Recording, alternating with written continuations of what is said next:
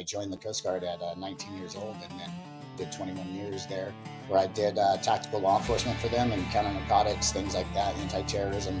It's a great career, and I love the U.S. Coast Guard. I also was a baseball coach for many years. I was a baseball coach in Petaluma at a high school called Casa Grande.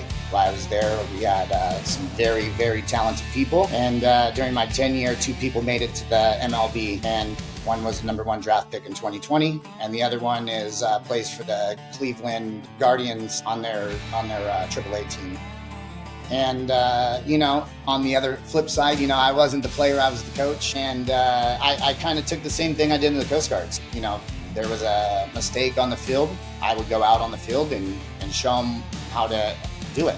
So if I had to dive on the field, it was a little harder for me because I was probably in my late 30s at that time. Hitting the ground, it was rough for me, but I was willing to do it because I wanted them to experience what it like to see their coach do that. Hey, welcome to this episode of the show. Today's guest is Dan Hendrix, a U.S. Coast Guard veteran, business growth strategist, and CEO advisor. Good to see you, sir. Welcome to the show, and I'll let you tell me about your story. Yeah, thanks for having me. Yeah, my name's Dan Hendrix. I grew up an athlete.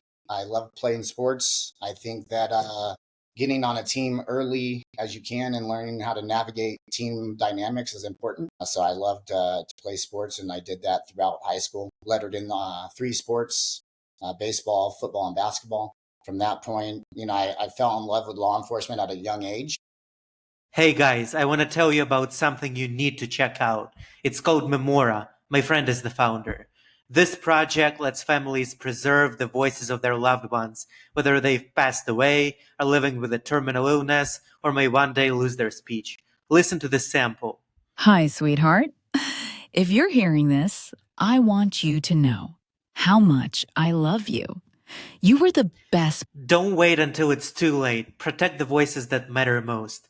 Click the link in the description to learn more and get started today. So I started looking at different avenues, and the Coast Guard popped up, and started doing some real research around that, and found out that they did, they practice federal law enforcement. They really operate in the intersection of military service and federal law enforcement. And I found that very interesting. And I joined the Coast Guard at 19 years old, and then did 21 years there, where I did tactical law enforcement for them and counter narcotics, things like that, anti-terrorism. It's a great career, and I love the U.S. Coast Guard. Yeah, so the U.S. Coast Guard, it's one of the branches of the military, but it's also under the DHS, the Department of Homeland Security. Is that the correct understanding? That's right, yep. So all the other branches are DOD, and the Coast Guard is DHS, so Department of Homeland Security. So tell me more about what you did at the Coast Guard. So you spent over 2 decades there, if I'm not mistaken. That's right? correct. Yep, I did 21 years there. Like I said, I did law enforcement for them. Started at a young age. I actually, at that time, became a gunner's mate. And from there, I went to a unit in San Diego that practiced law enforcement. And that kind of set my career to what it was going to be in the future. I ended up lateraling to the Maritime Enforcement Specialist rate when it came out in 2010, and then that was the history of my career. I did a couple of different tactical units, one in San Diego and one in the Bay Area. Then from there, I went to a Coast Guard training center where I was a deputy chief of police, and then was asked to be a recruiter, and I love that. And so I went down to LA, and I did some recruiting for the Coast Guard. Was what they call a production recruiter at the time, and just fell in love with it. I just fell in love with changing lives, and the Coast Guard changed my life. So I wanted to spread that to as many people as I could, and I ended up retiring out of there. I was a recruiter in charge. I went to a vessel after that, but the vessel was never completed because of COVID, so I retired in 2023. And how was your transition after you retired? Was it something that you had to do in steps, or was it hard for you to switch to more business side of things? Tell me about that process. Yeah, I got my undergrad in criminal justice while I was in the Coast Guard, and I was introduced to a program at USC that is at Marshall School of Business for Veterans. So it's a master in business for veterans. I applied to that, and I graduated from that last year.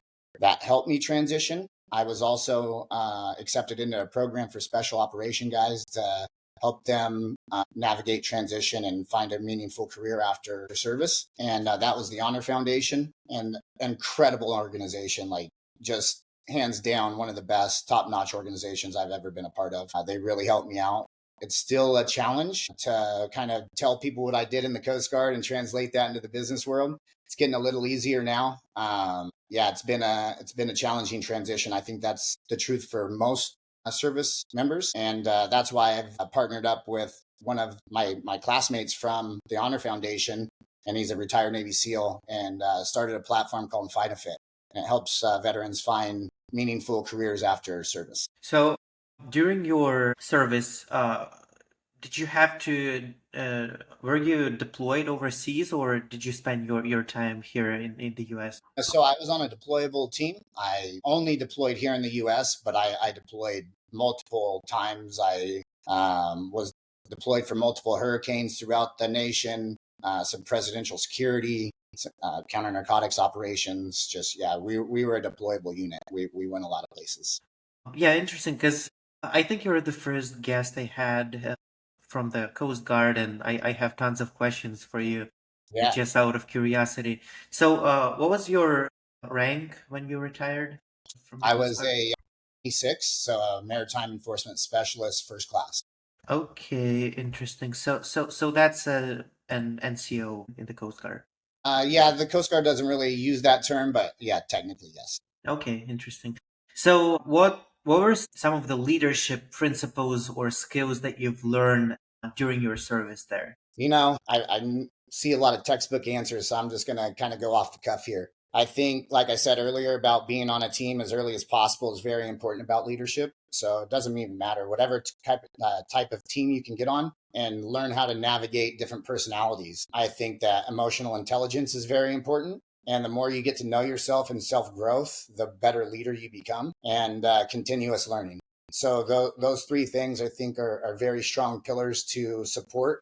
And when you're younger, just do that as much as possible. Create a network. I got taught that at a very young age in the Coast Guard, and it worked out very well for me. And I've continued to do that throughout my life. And I think the connection with community and the continuous learning is very important. And what about dealing with uncertainty? Let's say you're on a mission, whatever it is, hurricane, something related to counterterrorism or narcotics, high stakes environments, lives might be at stake, a lot of things. How do you make sure you are calm under pressure and make the right decisions when the stakes are so high? Yeah, I think all military members deal with uncertainty. I think the different positions obviously deal with more. I was operational, so it's very, very dynamic. But I think that you fall back to your training, and I've thought that my whole life. Being an athlete, that's what I've done. I've really tried to be coachable, and I think that helped me out in the Coast Guard. So people say coach, trainer, mentor. They're all three in the same to me. I think when you have those people in your life, you just have to soak up as much knowledge as you can from them. So I guess what my point is for dealing under pressure is just train as best as possible on everything that you should know. Your job, be as professional as possible, and know your job as well as you can. And as you mentioned, training, and I hear that a lot from folks from the armed forces, that during uncertainty, high stakes situations, as you mentioned, you fall back to the level of your training.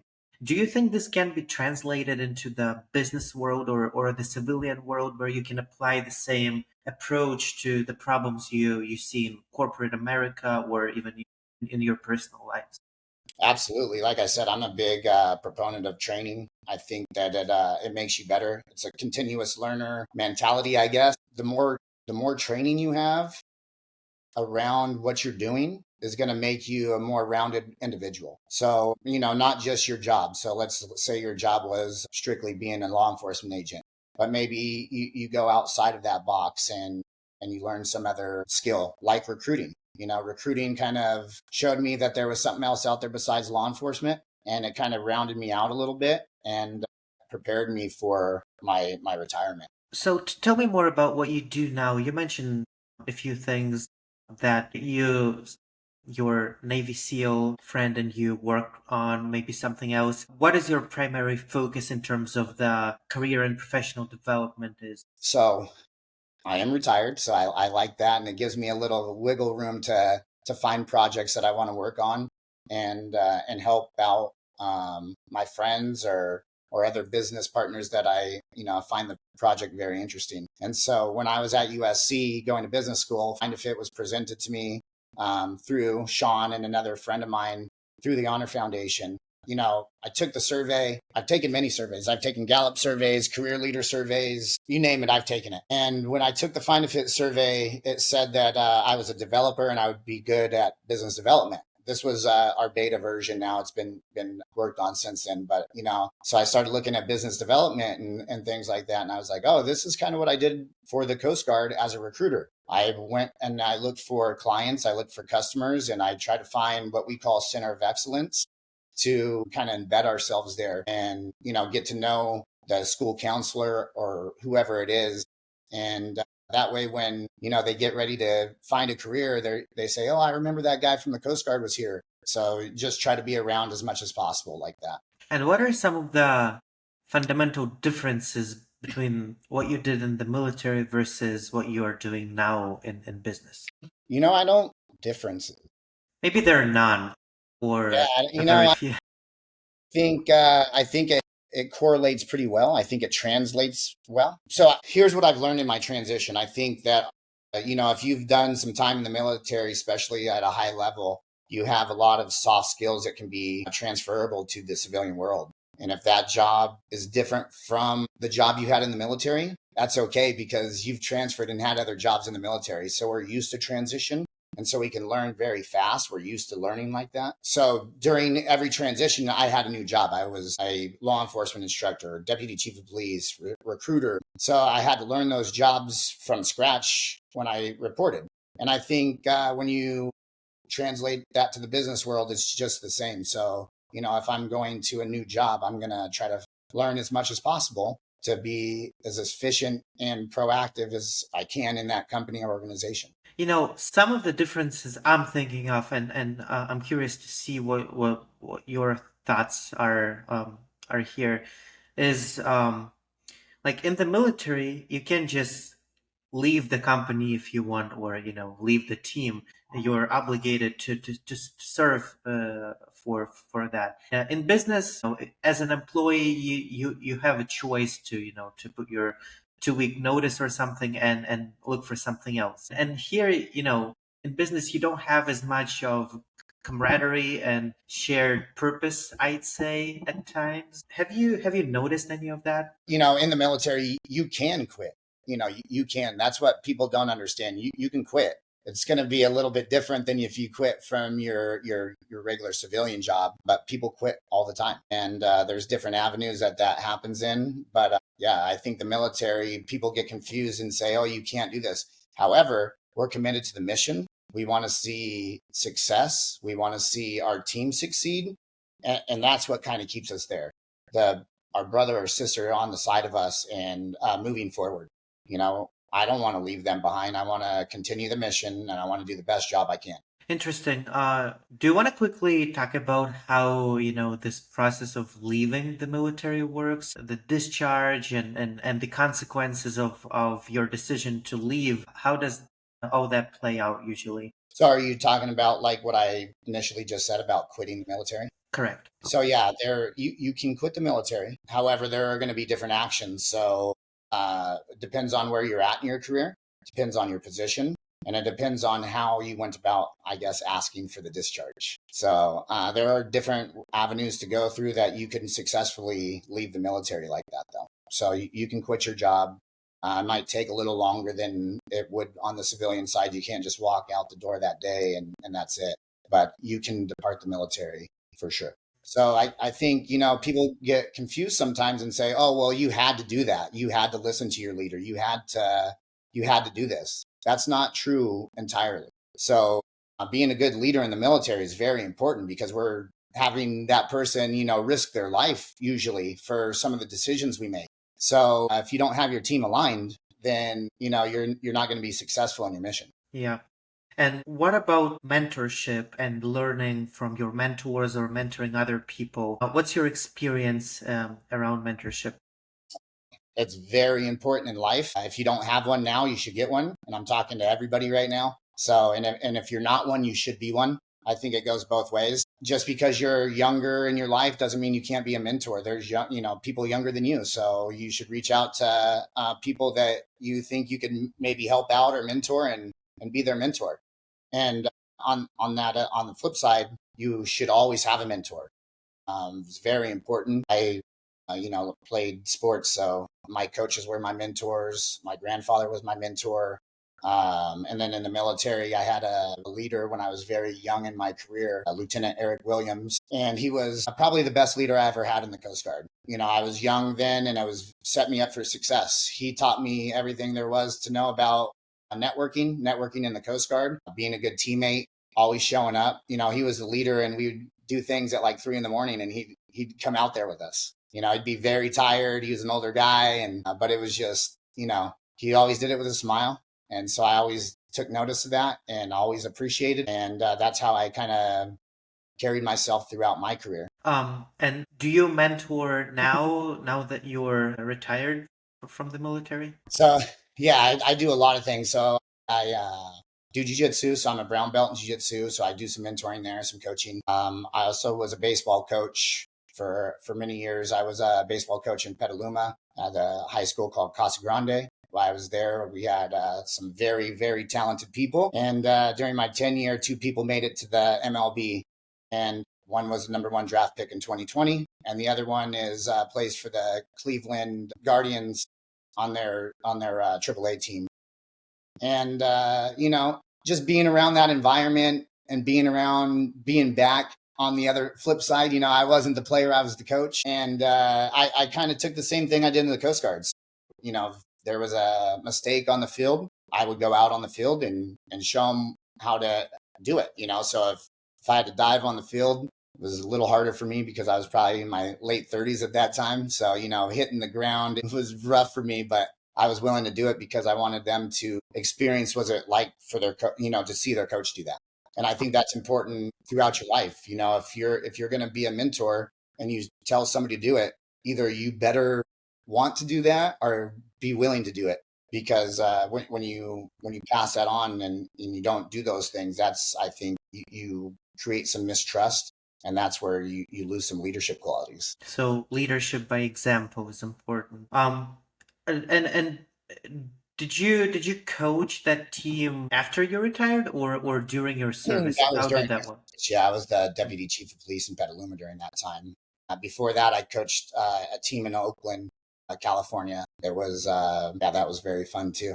But we didn't have a field, so we had to find ways to work. And so we would go over, kind of sneak onto fields that we thought we could play on. So I'd get them in the van, and we'd go around Oakland and look for fields. And they built a Ricky Henderson field out there, so we used to sneak onto that field a lot and go hit some balls around. It's a great achievement, honestly, that some of the guys who you coached in high school got drafted to MLB. This is something that you can use for business as well. You can use that in your resume, just as an additional thing, because you seem to have a lot of different experiences, which are great. You have the military, you have sports, you have business. That gives you a lot of different perspectives that help you refine your skills. So do you have an advice that you want to share with listeners, maybe in their early 20s or even younger than that? Yeah, I think, building your network is key. And it's not just about building a network. Just don't go out there and, talk to somebody. You have to build a relationship. So, you make the first contact, introduce yourself, and then continue the relationship. And I think that goes online. I think that can carry anywhere in life, and also be a continuous learner. Never stop learning. So if you think you've learned it all, find something else and master that. And then also the emotional intelligence things. Never stop doing self growth. Look within. Do the therapy, whatever it is, whatever you need to grow individually by yourself. That's what you need to do to just be a good leader, in my opinion. And I can add to that. First of all, I absolutely agree with emotional intelligence and, self growth, self reflection. It's definitely very helpful for even for leadership skills, which is weird. You kind of learn about yourself and then you understand more about other people. And Absolutely. interestingly, it's also like for me, going through a breakup or just going through some kind of hard times is always an opportunity to grow because when things are good, you don't actually worry about stuff. You don't have to look into yourself, but when the opportunity presents itself, you can do a lot of work and grow. So that definitely worked for me, and I would totally agree with you and say that this is extremely important for any kind of skills you want to develop in life. That's a great point, Danny. I think it's exactly true. And I think, in a military transition, you have to also think about that.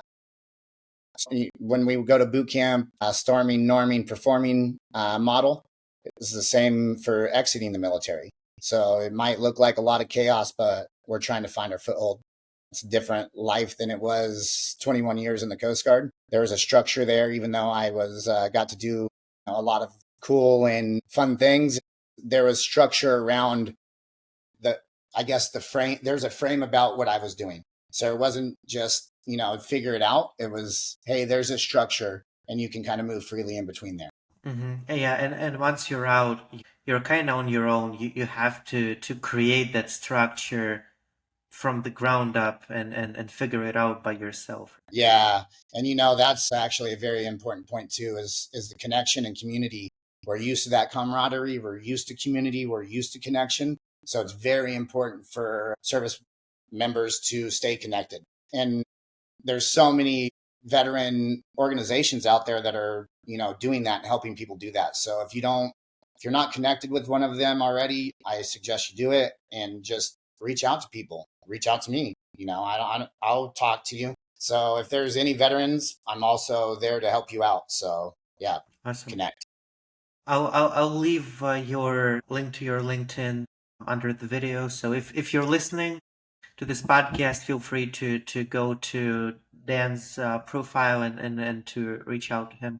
Well, that was a great episode. Thank you for sharing your perspectives and lessons and stories. Definitely very valuable. I appreciate that. I truly appreciate you having me on the show. And anytime I can help out or anything like that, let me know. Let's stay connected. Absolutely.